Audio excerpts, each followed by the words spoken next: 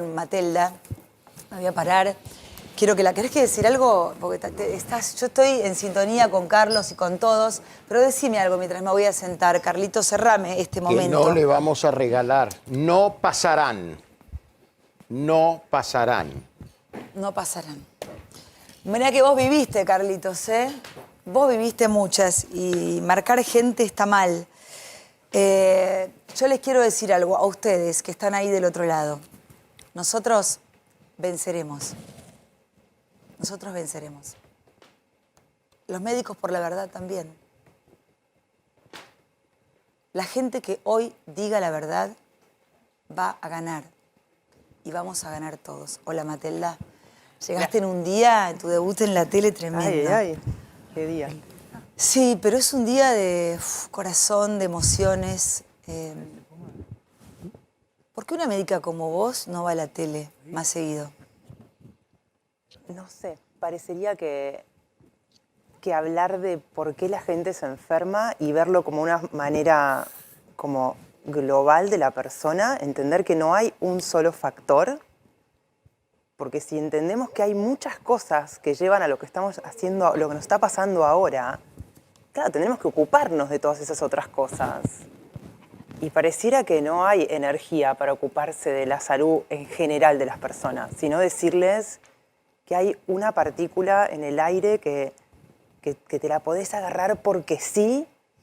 Sin embargo, hay gente que hasta convive con gente que tuvo, incluso hay gente que se enfermó y no sabe dónde se lo agarró, ¿no? Como todas esas incongruencias que deberían hacer que los científicos y mis compañeros, colegas, nos cuestionemos para ver si encontramos otra lectura de lo que está pasando. ¿Qué es lo que yo vengo estudiando hace 6 años? Porque yo llegué a donde estoy porque tenía pánico de enfermarme. Pánico, desde chica, súper hipocondríaca. Será heredado de mi abuela, capaz, que era muy hipocondríaca. Me contaba que iba un médico tras otro. Yo decía, ay. Y de hecho se murió, ¿no? Se murió de un cáncer que era lo que más ella temía del planeta. Y lo buscó hasta que casi diría que lo encontró. ¿Por qué nos enfermamos, Matelda? Y claro, yo decía, ¿cómo la medicina no sabe decirnos el por qué? Nos sabe decir el cómo, muy bien, ¿no? La medicina nos enseña, no, esto pasa porque esto deja de funcionar, pero ¿por qué? ¿Cuál es esa, el origen? ¿no? ¿Qué es el botón ese que apretamos en nuestro cuerpo que nos puede hacer que tengamos un síntoma? Yo decía, tenemos que llegar ahí, porque entonces así vamos a entender por qué a veces hay tratamientos que funcionan y a veces no. Este conocimiento ayuda a potenciar lo que la medicina ya estudió muy bien, que hay un montón de tratamientos súper exitosos, pero hay en algunas personas que los protocolos no funcionan, como lo que está pasando hoy. ¿Por qué? Y porque no hay un solo motivo. Es que tenemos que acompañar a la persona con sus síntomas. ¿Por qué vas al médico hoy, Matelda? Hicimos un vivo por Instagram, ahí la conocí un poco más. Es una, yo digo mina cariñosamente, es una mina brillante, debería haber un montón de Mateldas en la tele. El origen emocional de las enfermedades, pero digo, el miedo, ese miedo que nos están bajando durante las 24 horas. Yo no niego el virus, vos tampoco, pero el miedo nos baja las defensas, el miedo nos aterra. ¿Qué le pasa a una persona que tiene un síntoma y además tiene mucho miedo y entra en pánico con ese síntoma? A ver, cuando yo me engripaba y me decían, ¿querés comer esto? Decía, no tengo gusto, no tengo olfato, tengo mocos, tengo tos, me siento fatal, siento que me voy a morir del cansancio físico que tengo. Digo, y no pensaba que me iba a morir por una gripe. ¿Por qué ahora nos está pasando todo esto y nuestra cabeza está a punto de explotar? Claro, y yo pienso, ahí cuando vos decías la lista negra, pusieron síntomas en una lista negra. Síntomas que eran banales, que hasta a veces nos ponía contentos tener un síntoma porque así podíamos faltar con permiso a trabajar, ¿no? Y uno decía, me quedo en casa, qué bueno. Por ejemplo, ¿cuáles? La fiebre es un indicador de muchísimas enfermedades, no es de una sola. Un dolor de garganta, una tos. ¿Me van a decir los que nos están escuchando que nunca tuvieron una gripe que les duró 10 o 15 días? A mí me han durado siempre un mes. Y yo pregunto, ¿alguna vez creyeron o pensaron que eso los podía matar o morir o matar a alguien cercano? Eso ¿cómo vamos a decir que eso no está afectando directamente en los resultados de lo que estamos viendo? Y además antes, vos con tus 15 días de fiebre o de gripe o de dolor de garganta, dolor de cuerpo, tos, ibas al médico y para cuando llegabas al médico que decidías ir, porque hasta un tiempo te la aguantás como piola en tu casa, te encontrabas con un médico que te decía, quédate tranquilo que te voy a ayudar, tenés que tomar esto, esto y esto, y te ibas como diciendo, ay, al fin fui al médico. Y hoy, lamentablemente, mis colegas están en un miedo que les está impidiendo poder ayudar de la manera que ayudaban antes. Que era con la me palabra. explicas, Matelda, que, digamos, porque yo casi no estoy yendo a los médicos. Te dije que la semana que viene te quiero ir a ver a vos. ¿Cómo puede ser que el médico llene de más miedo al paciente en vez de calmarlo?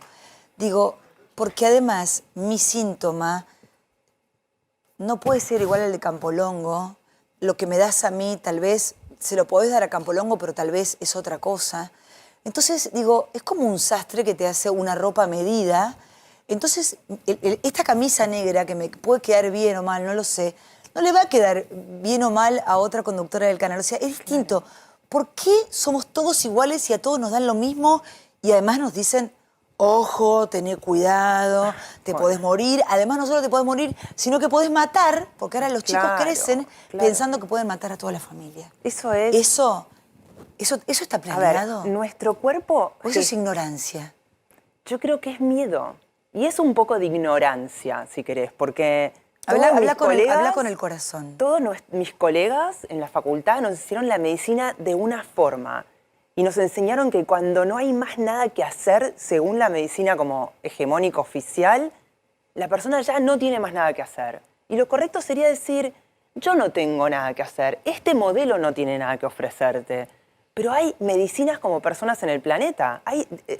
Los que nos están escuchando se han curado de 1000 maneras, hasta no haciendo nada muchas veces. Claro. Entonces, la medicina, los que nos dedicamos a querer ayudar a otro a atravesar enfermedades y síntomas, tenemos que entrar en sintonía con lo que la otra persona necesita, de acuerdo a su cultura, su creencia. No vamos a tratar igual a una persona de acá que a una persona de China, de Japón, de un pueblo originario. No es lo mismo. ¿Cuál es el miedo más frecuente con el que te consultan hoy o que te llama? ¿Una mamá, una abuela, una mujer adulta? Digo, cualquier síntoma hoy es, tengo COVID, me quiero morir. Y claro, hoy el tema es que muchos síntomas fueron pasados y cada vez nos van poniendo más síntomas de que son mortales.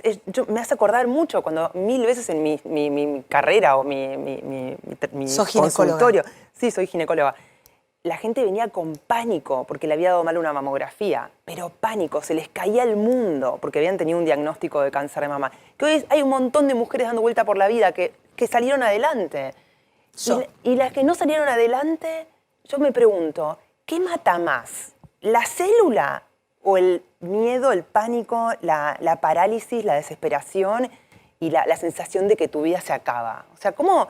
A ver, sabemos en medicina que existe tanto el efecto placebo, que es un efecto de una sustancia inerte que da un efecto positivo, y así curan las abuelas con la mano, curan los sanadores, cura el padre Ignacio, lo cura. La energía. La energía.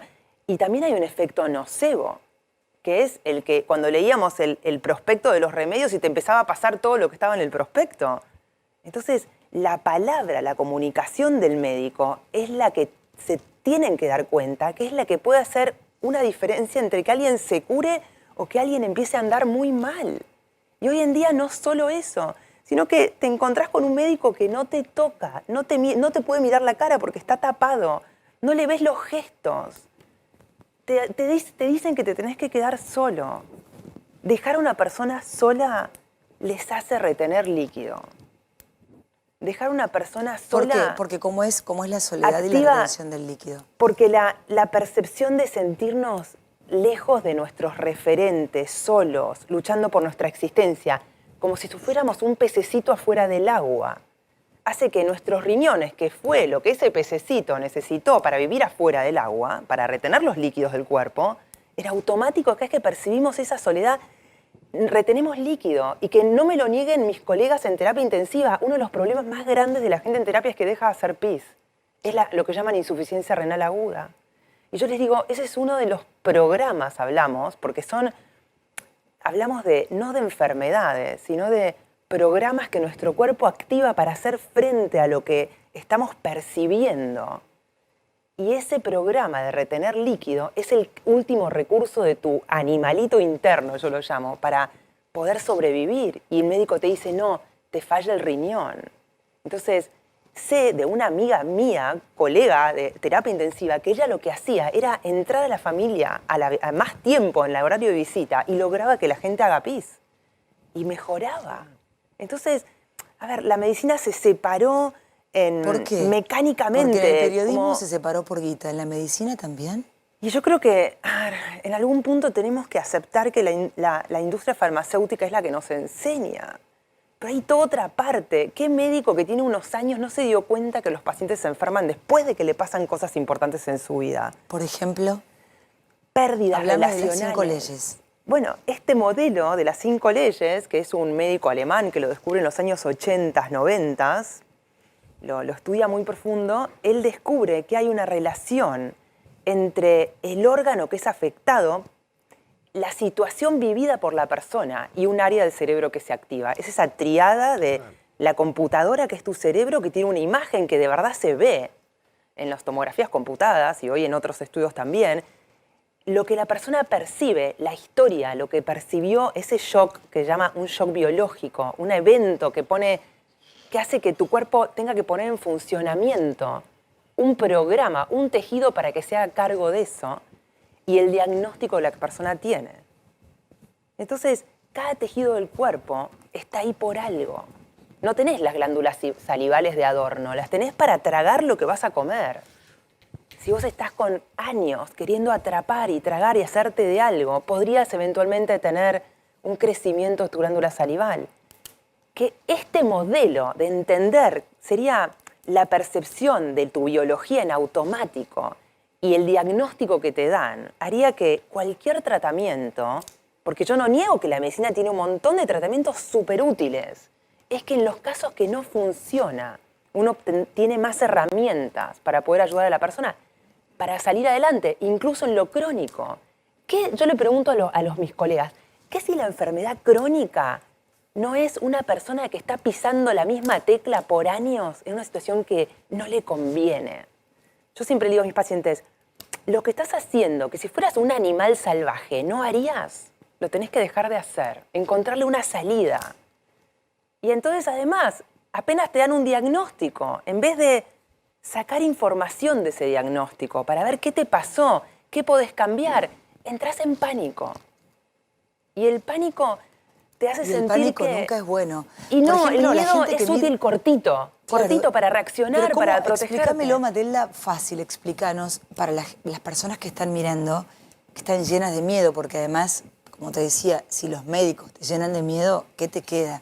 Ni hablar la cantidad de boludos que andan sueltos por la tele diciéndole a la gente lo que tienen que hacer como si hubieran estudiado medicina. Pero en ese caso es, ¿cómo haces para llevarle tranquilidad para la persona mayor, la abuela, el abuelo, el matrimonio que no ven a los nietos?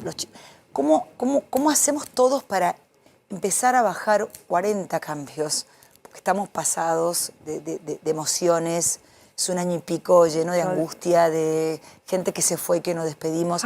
¿Cómo se empieza a confiar más en uno, a conectar con uno? Yo digo, pensemos en cada persona que se fue de esta vida este año, realmente por qué se fue. Realmente. ¿Podemos decir que fue por un PCR? ¿O fue un conjunto de cosas que empezó por mucho miedo, terminó por un test que probablemente la persona no tenía síntomas? En ese momento, por ahí sí, síntomas leves, no tenía dónde ir. Hoy en día la gente tiene miedo de ir al hospital. Es de locos eso. ¿Cómo va a tener miedo de ir al hospital? Que en el hospital es donde tenés que ir para que te ayuden. Sin embargo, la gente tiene ese miedo. Y yo digo, reaccionen, colegas. No puede la gente tener miedo de ir a verlos. Ustedes son los que tienen que ayudar. No tengan miedo. ¿Cuántas veces atendieron gente enferma, con enfermedades infecciosas, y no se contagiaron? Entonces digo, ¿será que la gente se está contagiando? ¿O será que nos estamos contagiando de un miedo? Que tenemos miedo de matar a otro. O sea, ¿cómo nos transformaron una gripe en un arma mortal? ¿Cómo se por hace Dios? para salir de esa, Matelda? ¿Cómo Ay, podemos pensar en que no queremos, nadie quiere matar a nadie?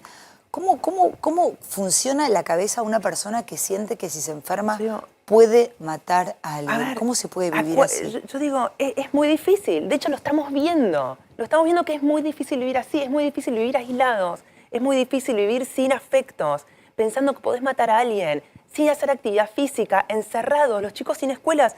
Es difícil vivir así. Eso nos está debilitando enormemente. Es como, estamos en un nivel de estrés, que es como que cuando estás asustado te dicen ¡bu! Y te agarras del techo. Entonces tenemos que bajar, conectarnos con nuestra naturaleza, con empoderarnos, con ver qué le pasó a cada persona que se tuvo que ir de esta vida, qué le pasó realmente, recibió el tratamiento adecuado, consultó a tiempo, se encontró con un médico que lo ayudó o se encontró con un médico que, pobrecito, en miedo total, lo atendió por teléfono y le dijo, toma paracetamol. Y para cuando llegás es muy tarde. Los médicos creo que están en un nivel de miedo que perdieron el sentido común. Hay tratamientos para lo que está pasando. Hay tratamientos.